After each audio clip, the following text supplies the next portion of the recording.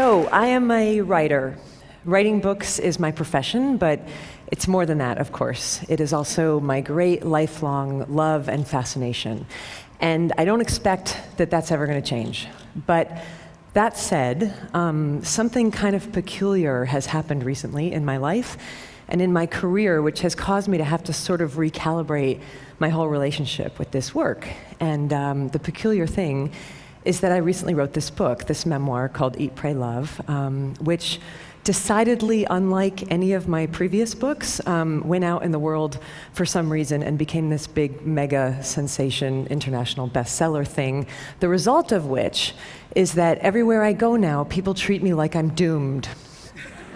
Seriously, doomed. Like, they come up to me now like all worried and they say, aren't you afraid? Aren't you afraid you're never going to be able to top that? Aren't you afraid you're going to keep writing for your whole life and you're never again going to create a book that anybody in the world cares about at all, ever again? So that's reassuring, you know. But it would be worse, except for that I happen to remember that over 20 years ago, when I first started telling people when I was a teenager that I wanted to be a writer, I was met with this same kind of sort of fear-based reaction, and people would say, aren't you afraid you're never going to have any success? Aren't you afraid the humiliation of rejection will kill you? Aren't you afraid that you're going to work your whole life at this craft and nothing's ever going to come of it and you're going to die on a scrap heap of broken dreams with your mouth filled with bitter ash of failure? Like that, you know? And the answer, short answer to all those questions is yes. Yes, I'm afraid of all those things. And I always have been, and I'm afraid of many, many more things besides that, you know, people can't even guess at, like seaweed and other things that are scary. But when it comes to writing, the thing that I've been sort of thinking about lately and wondering about lately is why, you know? Is it rational? Is it logical that anybody should be expected to be afraid of the work that they feel they were put on this earth to do, you know? And what is it specifically about creative ventures that seems to make us really nervous about each other's mental health in a way that other careers kind of don't do, you know? Like my dad, for example, was a chemical engineer, and I don't recall once in his 40 years of chemical engineering anybody asking him if he was afraid to be a chemical engineer, you know? It just didn't come, like, got chemical engineering block, John, you know, how's it going? And it just didn't come up like that, you know? But to be fair, right, chemical engineers as a group, you know, haven't really earned a reputation over the centuries for being alcoholic manic depressives, and we writers, you know, we kind of do have that reputation. And not just writers, but creative people across all genres, it seems, have this reputation for being enormously mentally unstable. And, you know, all you have to do is look at the very grim death count in the 20th century alone of really magnificent creative minds who died young and often at their own hands, you know. And even the ones who didn't literally commit suicide seem to be really undone by their gifts, you know. Norman Mailer, just before he died, last interview, he said, "Every one of my books has killed me a little more." An extraordinary statement to make about your life's work, you know, but we don't even blink when we hear somebody say this because we've heard that kind of stuff for so long, and somehow we've completely internalized and accepted collectively this notion that creativity and suffering are somehow inherently linked, and that artistry, in the end, will always ultimately lead to anguish. And the question that I want to ask everybody here today is, are you guys all cool with that idea? Like, are you comfortable with that? Because you look at it even from an inch away, and, you know, I'm not at all comfortable with that assumption. I think it's odious, and I also think it's dangerous, and I don't want to see it perpetuated into the next century. I think better if we encourage, you know, our great creative minds to live, you know, and I definitely know that in my case, in my situation, it would be very dangerous for me to start sort of leaking down that dark path of assumption, you know, particularly given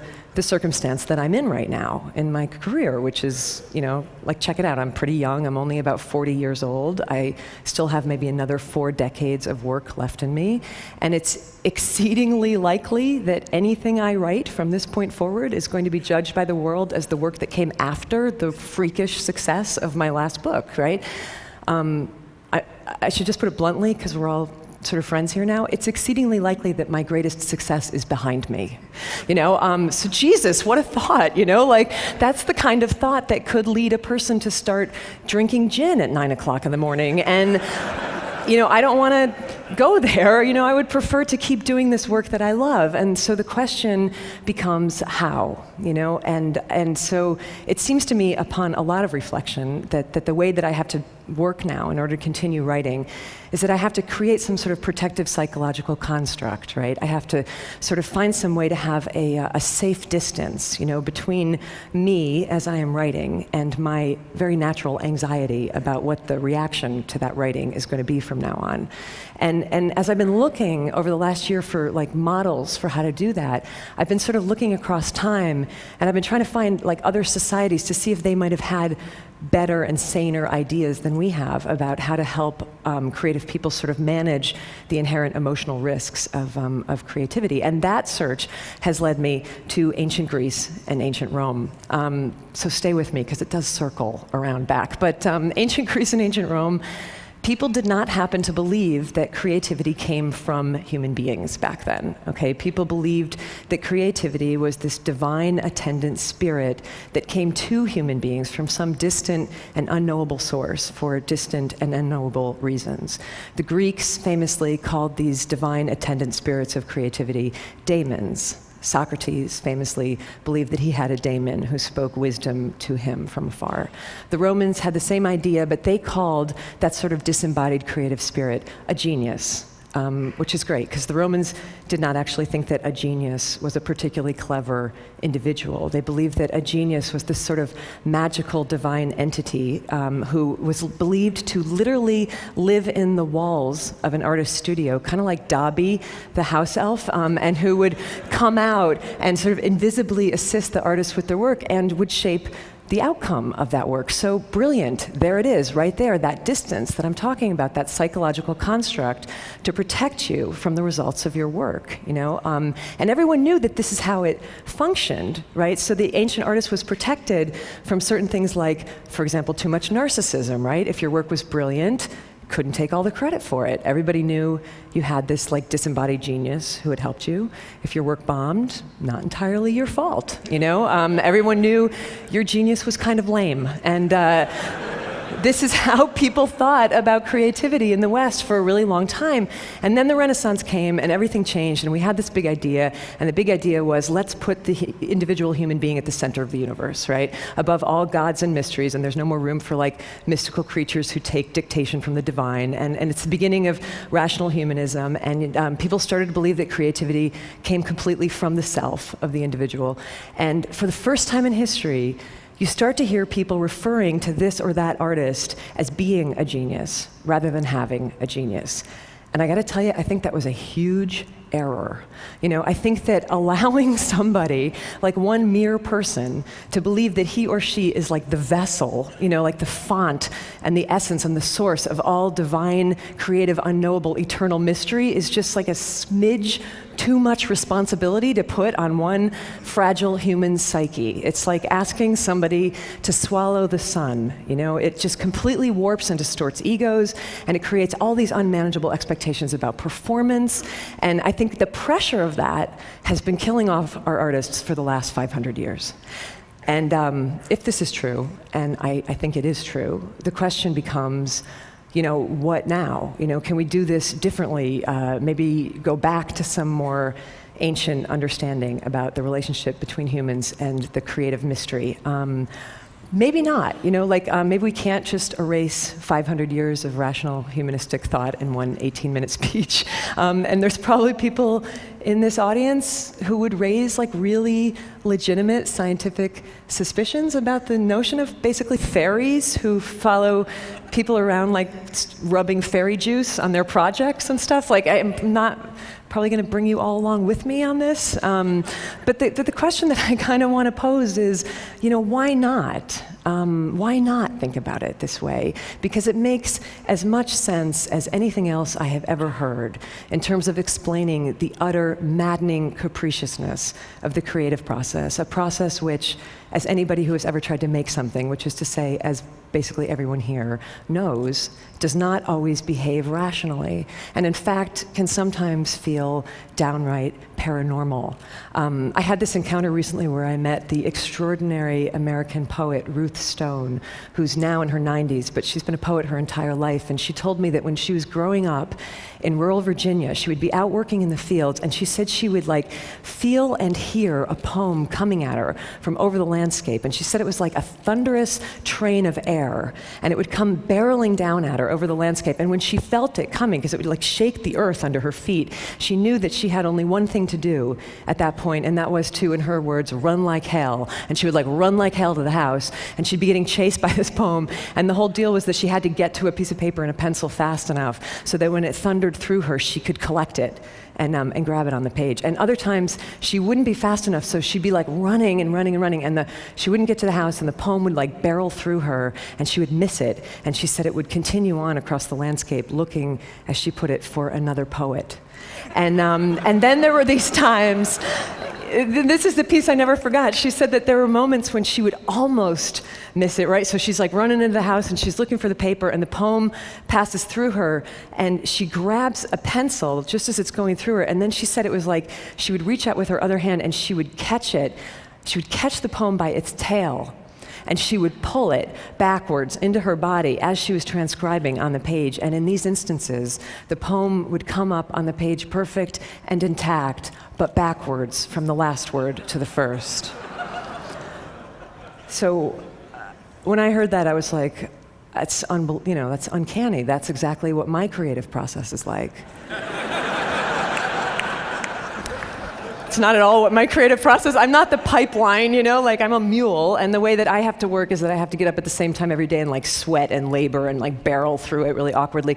But even I, in my mulishness, even I have brushed up against that thing, at times. And I would imagine that a lot of you have too. Like even I have had work or ideas come through me from a source that I honestly cannot identify. And what is that thing? And how are we to relate to it in a way that will not make us lose our minds, but in fact might actually keep us sane? And for me, the best contemporary example that I have of how to do that is the musician Tom Waits, who I got to interview several years ago on a magazine assignment. And we were talking about this. And Tom, for most of his life, he was pretty much the embodiment of the tormented contemporary modern artist, like trying to control and manage and dominate these sort of uncontrollable creative impulses, that were totally internalized. But then he got older and he got calmer.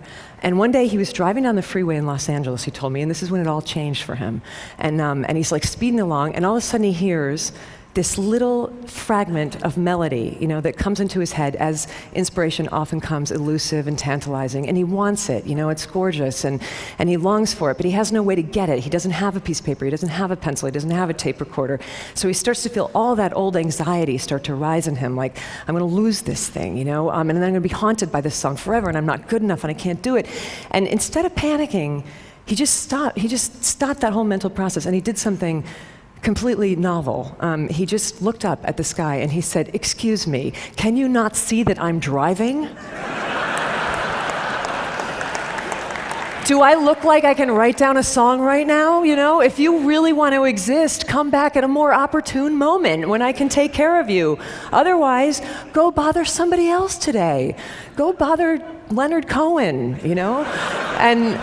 And his whole work process changed after that. Not the work. The work was still like oftentimes as dark as ever, but the process and the heavy anxiety around it was released when he took the genius out of him where it was causing nothing but trouble, and released it kind of back where it came from, and realized that this didn't have to be this internalized, tormented thing. It could be this peculiar, wondrous, bizarre collaboration, kind of conversation between Tom and the strange external thing that was not quite Tom.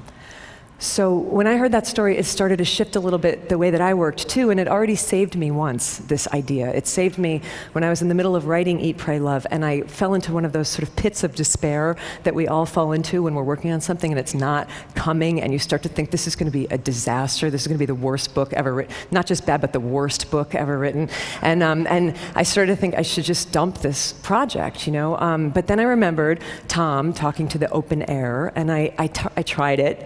So I just lifted my face up from the manuscript and I directed my comments to an empty corner of the room, and I said aloud, listen, you thing, you and I both know that if this book isn't brilliant, that is not entirely my fault, right? Because you can see that I am putting everything I have into this. You know, I don't have any more than this. So if you want it to be better, then you got to show up and do your part of the deal, okay? But if you don't do that, you know what? The hell with it. I'm going to keep writing anyway because that's my job. And I would please like the record to reflect today that I showed up for my part of the job. Because, thank you. In the end, it's like this, okay? Centuries ago, in the deserts of North Africa, people used to gather for these moonlight dances of sacred dance and music that would go on for hours and hours until dawn. And they were always magnificent because the dancers were professionals and they were terrific, right? But every once in a while, very rarely, something would happen and one of these performers would actually become transcendent. And I know you know what I'm talking about because I know you've all seen at some point in your life a performance like this, you know? And it was like time would stop and the dancer would sort of step through some kind of portal, and he wasn't doing anything different than he had ever done, you know, 1,000 nights before, but everything would align, and all of a sudden he would no longer appear to be merely human. You know, he would be like lit from within and lit from below, and all like lit up on fire with divinity. And when this happened back then, people knew it for what it was, you know, they called it by its name.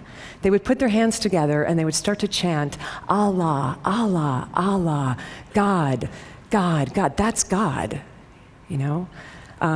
Curious historical footnote, when the Moors invaded southern Spain, they took this custom with them, and the pronunciation changed over the centuries from Allah, Allah, Allah to Ole, Ole, Ole, which you still hear in bullfights and in flamenco dances in Spain when a performer has done something impossible and magic.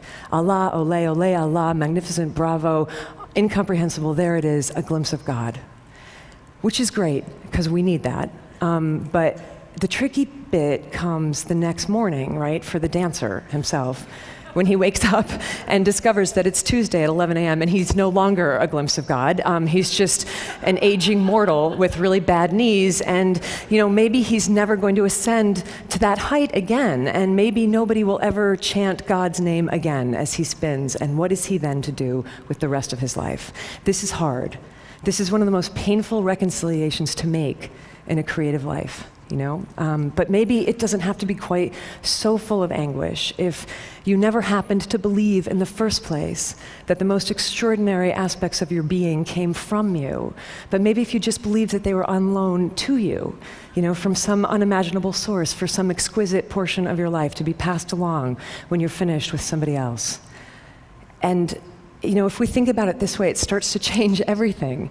You know, this is how I've started to think, and this is certainly how I was thinking about it in the last few months, you know, as I've been working on the book that will soon be published as the dangerously, frighteningly over-anticipated follow-up to my freakish success. And what I have to sort of keep telling myself when I get really psyched out about that is don't be afraid, don't be daunted, just do your job.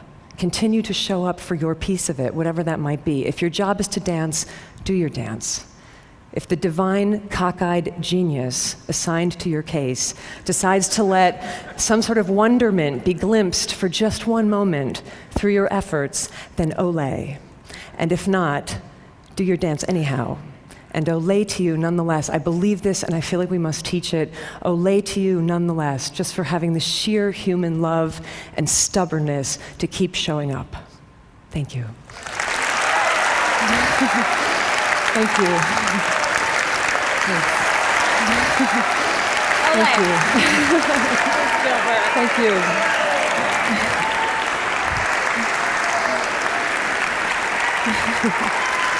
Thank you.